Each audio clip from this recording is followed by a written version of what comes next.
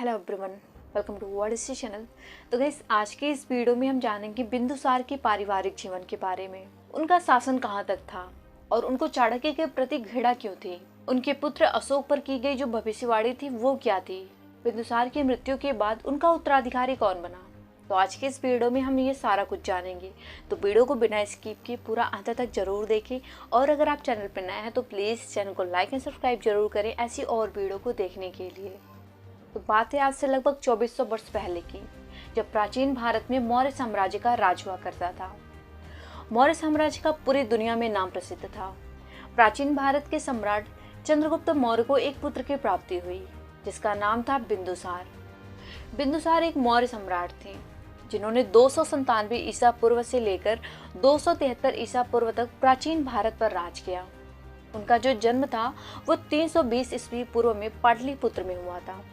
उनके पिता का नाम था चंद्रगुप्त मौर्य और माता का नाम था दुध्रा। उनकी माता जो दुध्रा थी वो धनानंद की पुत्री थी। बिंदुसार अपने माता पिता की इकलौती जीवित संतान थे, क्योंकि उनके जो बड़े भाई थे केसकनाथ वो जन्म लेते ही मृत्यु को प्यारे हो गए। जब बिंदुसार अपनी माता की कोख में थे तब उनकी माता का देहांत हो गया था, परंतु बिंदुसार को आचार्य चाणक्य ने किसी तरीके से बचा लिया था और उसके बाद उसका पालन पोषण शाही दासियों द्वारा राजमहल में ही किया गया। बिंदुसार को बिंदुसार नाम आचार्य चाणक्य ने दिया था। इसके पीछे भी एक कहानी है, क्योंकि जो ये आचार्य चाणक्य थे ना, वो रोजाना चंद्रगुप्त के भोजन में कुछ मात्रा में जहर मिला देते थे ताकि चंद्रगुप्त मौर्य की जो जहर के प्रति इम्यूनिटी है वो बनी रहे। एक दिन चंद्रगुप्त ने जहर मिला हुआ भोजन अपनी गर्भवती पत्नी दुर्धरा के साथ खा लिया। दुर्धरा की प्रसूति होने में 7 दिन बचे थे, तो उसी जहर के कारण दुर्धरा की मौत हो गई थी और बिंदुसार अभी तक पेट में ही था। जब आचार्य चाणक्य को यह बात पता चली तब बहुत देर हो चुकी थी। फिर भी चाणक्य ने दुर्धरा के पेट को चीरकर गर्भ से बच्चे को निकाल लिया, परंतु बच्चे के सिर में जहर की कुछ बूंदें पहुंच चुकी थी। पर आचार्य चाणक्य ने बड़ी ही कुशलतापूर्वक उसे जहर से मुक्त कर दिया और उन्हें बचा लिया। इस जहर की बूंद की वजह से आचार्य चाणक्य ने इस बच्चे का नाम बिंदुसार रखा था।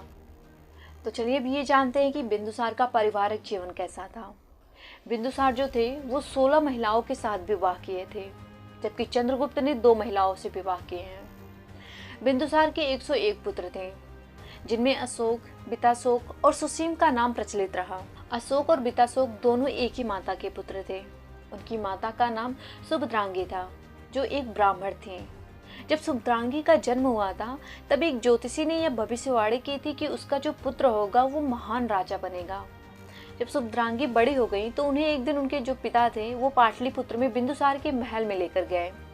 वहाँ राजा की पत्नियां उनकी सुंदरता से जलती थीं और इसलिए उन्होंने सुभद्रांगी को नाई का काम सौंप दिया। बिंदुसार सुभद्रांगी के बनाए हुए बालों से बहुत ज्यादा प्रसन्न हुए और उनको कुछ मांगने का विकल्प दिया। तब सुभद्रांगी ने उनकी रानी बनने की इच्छा जाहिर की।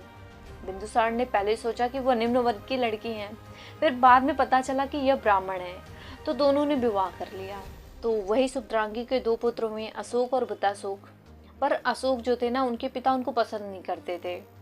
तो चलिए अब जानते हैं कि जो बिंदुसार थे उनका शासन कहाँ तक चला। बिंदुसार ने मौर्य साम्राज्य का शासन 297 ईसा पूर्व में संभाला था। 297 ईसा पूर्व में ही उनके पिता जो चंद्रगुप्त थे वो चंद्रागिरी, जो कि कर्नाटक में है, वहाँ की पहाड़ियों पर चले गए थे। उसमें मौर्य साम्राज्य चंद्रगुप्त के अधीन था, जो कंधार से लेकर पाटलिपुत्र तक और तक्षशिला से लेकर स्वर्णगिरी तक फैला हुआ था। लगभग पूरे प्राचीन भारत पर मौर्य साम्राज्य का झंडा फहर रहा था। वर्तमान समय के बांग्लादेश, केरल, कर्नाटक और उड़ीसा इत्यादि क्षेत्र ही मौर्य साम्राज्य के अधीन नहीं थे। बिंदुसार के राजा बनने के बाद उसने राज्य का ज्यादा विस्तार तो नहीं किया, परंतु राज्य को संरक्षित किया। जब बिंदुसार को ये खबर मिली कि तक्षशिला के लोग उनके खिलाफ रोष जता रहे हैं, तो उसने अपने पुत्र अशोक को तक्षशिला भेजा, परंतु बिंदुसार ने अशोक को हथियार और रथ नहीं दिया। तब अशोक बिना अस्त्र शस्त्र के ही गए थे। ऐसा माना जाता है कि देवताओं ने उनके लिए सेना और हथियार उपलब्ध कराए थे। जब अशोक तक्षशिला पहुंचे तो वहां के लोग आकर बोले कि हमें राजा और राजकुमार से कोई समस्या नहीं है, हमें तो मंत्रियों से समस्या है। अशोक ने यह बात स्वीकार कर ली और लोगों को शांत कराया। तब देवताओं ने घोषणा की कि एक दिन अशोक पूरे भारत का राजा बनेगा। तो चलिए अब ये जानते हैं कि बिंदुसार को चाणक्य के प्रति इतनी घृणा क्यों थी। जब चंद्रगुप्त ने राजा के पद का त्याग कर दिया था, तब चाणक्य ने उन्हें संन्यास लेने के लिए कहा। उसके बाद चंद्रगुप्त वन में जाकर रहने लग गए, परंतु आचार्य चाणक्य बिंदुसार के प्रधानमंत्री बने रहे। तो एक दिन चाणक्य ने बिंदुसार को कहा कि सुबंधु जो थे उनको आप मंत्री बना लो, परंतु सुबंधु जो था वो चाणक्य से बहुत जलता था और उच्च पद का मंत्री बनना चाहता था। तो उसने बिंदुसार को ये बता दिया कि उसकी जो माता दुर्धरा थी, चाणक्य ने उनका पेट चीर दिया था। तो बिंदुसार ने वहाँ की स्त्रियों और जो दाइयाँ थीं उनसे जांच पड़ताल की और उसने इस बात को सत्य पाया। इसके बाद बिंदुसार ने चाणक्य से घृणा करनी शुरू कर दी। चाणक्य उस समय वृद्ध हो चुके थे और इस घृणा की वजह से उन्होंने सेवानिवृत्ति भी ले ली। इसके बाद उन्होंने समाधि लेने की सोची, परंतु जब बिंदुसार को पूरी बात का पता चला कि उसे बचाने के लिए चाणक्य ने ये सब किया था, तो उसने चाणक्य से विनती की कि आप दोबारा प्रधानमंत्री बन जाइए, परंतु चाणक्य ने मना कर दिया। बिंदुसार ने सुबंधु को चाणक्य को शांत कराने के लिए भेजा। इतिहासकार यह बताते हैं कि सुबंधु जो था वह वृद्ध चाणक्य के आवास में जाकर उनको जलाकर मार दिया था। इसके बाद सुबंधु भी पागल हो गए और सेवानिवृत्ति ले लिया था। तो चलिए अब ये जानते हैं कि बिंदुसार के पुत्र जो अशोक थे उन पर की गई भविष्यवाणी क्या थी। जब अशोक की माता सुभद्रांगी छोटी थी, तब एक ज्योतिषी ने कहा कि उनका जो पुत्र होगा वो महान राजा बनेगा। सुभद्रांगी का विवाह होने के बाद एक दिन पिंगलवत्स नामक ज्योतिषी भी महल में आए थे। बिंदुसार ने पूछा कि आने वाला सम्राट कौन सा राजकुमार बनेगा। तब पिंगलवत्स ने अशोक को सबसे योग्य शासक ठहराया था, परंतु उसने बिंदुसार को एक निश्चित उत्तर नहीं दिया, क्योंकि उन्हें भय था कि कहीं बिंदुसार की इच्छा के खिलाफ भविष्यवाणी न कर दें। हालांकि अशोक बिंदुसार का सर्वप्रिय पुत्र नहीं था। बिंदुसार नहीं चाहते थे कि अशोक सम्राट बने।